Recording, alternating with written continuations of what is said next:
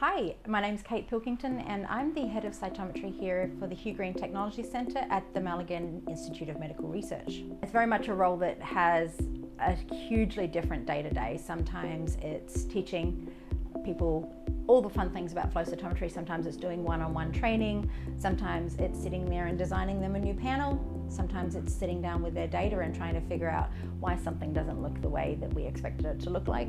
It's all in the name, really. Flow cytometry simply states that we have a sample in a fluid stream, hence the flow, and cyto is cell in Greek, and metry is obviously about measurements. So we're making measurements of cell properties within a fluid stream.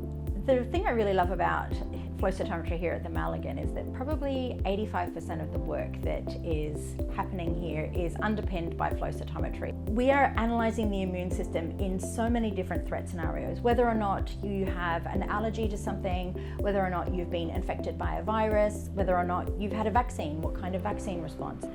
And we can track whether or not a specific cell type is present or absent within each sample.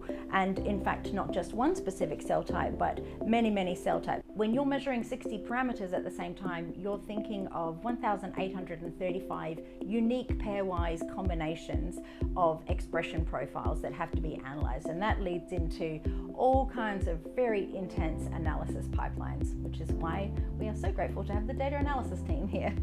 So it's becoming increasingly apparent to us that every patient's disease is unique, that their immune response is different, that their cancer is different. So many diseases these days are being treated best with personalized medicine, and that personalized medicine requires a deep understanding of every different human individual and the way that their immune response is behaving to a disease or a disease process. The complexity that flow cytometry brings and the deep understanding from vast multi-parameter analysis means that we can really guide those immunotherapies in a meaningful way. So this is going to be really pivotal in the future development of therapies against a number of different challenges we face.